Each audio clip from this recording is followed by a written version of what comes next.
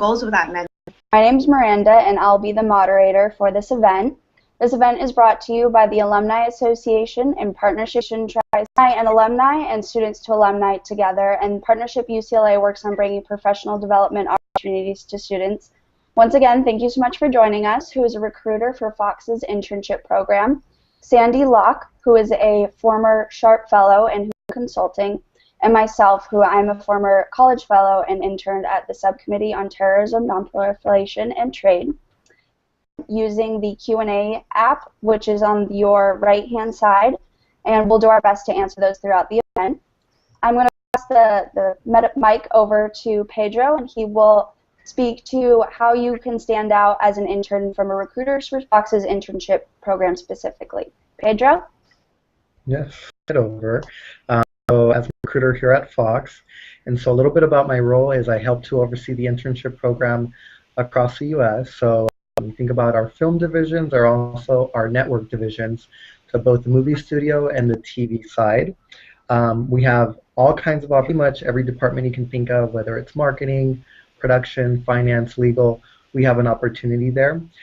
On the network side of the house, Washington, D.C., but they have a lot of opportunities as well. Here in L.A., we have Fox Sports, the cable network. We also have FX, and so that's on the television side. A little bit about our actual program is we hire close to 600 interns a year, so about 200 interns per session. We are hiring in summer. Summer is our busiest time, and we actually the whole recruiting process is very fresh right now. And so in terms of the internship, up 20 hours per week, about 2 hours for the session, so roughly 10 weeks long.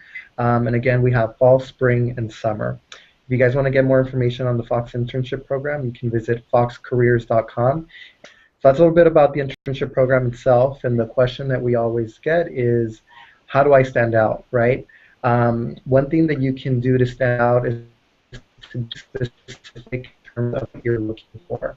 Be specific. If you know that you want to do marketing, be clear when you meet a recruiter that you're really interested in marketing. You tailor your resume towards marketing. So again, very specific. Nothing's worse than when I meet a student that says because when I hear that, I don't really know how to help them or where to send their resume to. So when somebody is very, very specific and knows what area or areas they're interested in, that's always better.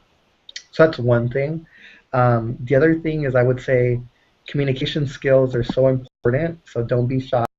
I think it's always great when a student can communicate very clearly and effectively what they're passionate about, why. So if I see that you're a great communicator, I'm going to feel more comfortable sending your resume to our hiring managers, and I'm going to know that you're going to be able to communicate well with them. So again, communication skills and not being shy are very, very important. The other part of it is networking opportunities that we have, the networking opportunities that you have. Go to the different career fairs, take advantage of these opportunities. If you know somebody at Fox or any other company, always ask for an informational. So, one way to get your foot in the door is applying through the career site. It's also very effective is when you know somebody that works at the company, letting them know that you applied, letting them know to send to the hiring manager or to the recruiter. So again, being very specific as to what areas you're interested in. Having good communication skills is going to be very key to really landing that interview and also getting hired, and also just networking. Tap into your network, whether it's at school or people that you know that are in the industry. I think those are a couple of the key things that you can do to be very effective as you pursue internships. Pedro, we really appreciate that insight. Next, I'd like to hand the metaphor over to Sandy, and she's going to at Huron Consulting, and so she's going to speak to more of her experience internship in the private sector and how you can really set yourself up for success in those first internships. Sandy, if you want to go ahead. Great. So starting off, I would say that most corporate internships do have some type of orientation. So usually, before you start the actual internship, expectations are fairly low. But with that said, once the internship does start, and once they do inform you of all the resources, and you really want to hit the ground running. So it's that you are very conscious in the beginning of your internship and you take a proactive role in owning your own career development throughout that experience. One of the experiences that I didn't really expect is that when you start an internship, you really don't have any type of curriculum, like no one really guides you in terms of what exactly you're supposed to learn, and it's really up to yourself, of your own career development. So I guess kind of I'll go some steps that really did help me. I think the first thing is really to identify a mentor at the company. So kind of like when you has been through the experience and can really walk you through it.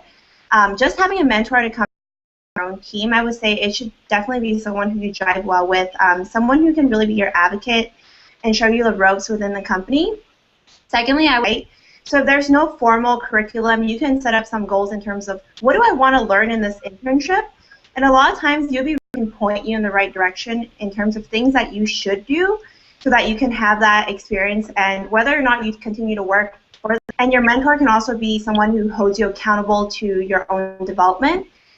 And also the mentor with someone on your team, they'll understand where your goals are and they can even create those opportunities for you. And then I think the third thing I would say is really be sure to ask for feedback during every single experience in your internship. It's going to be something that's completely new to you, and sometimes you'll do your learning, and this is a really new experience to you. But I think it's also really important when you do slip and fall to show that you're proactive in making sure that something like that never happens again, and really a lot about what type of employee you'll be. So sometimes that's a hard conversation to start, especially as a new grad, because you really have to ask your employer. So a helpful tip that I kind of do is my manager or whoever is leading the project, like, how was that? Was there something I could have done better? So it's a very casual question, and it gives you kind of a sounding board in terms of your own progress. So if you're doing a good job, great, right? You can move along and everything's perfect. But if not, like, a lot of times they'll actually just give you to improve. And I think that's always a really good thing to know is where do you stand in the company. So if at the end of your internship there is a job offer, you can say, well, I think I did these things great, or you can really understand where you are standing with that company. And then lastly, in terms of the feedback component, period set up through your internship, if that's not there, I think a really proactive thing you can find that person who is your mentor and set up those times with them. And if you work on a team of a lot of different people, set up those times, like also do an informative interview, right? Kind of what Pedro mentioned. So you can learn more about the different positions in the company, and it doesn't have to be as I guess, as formal of a feedback process, especially if there isn't one that exists.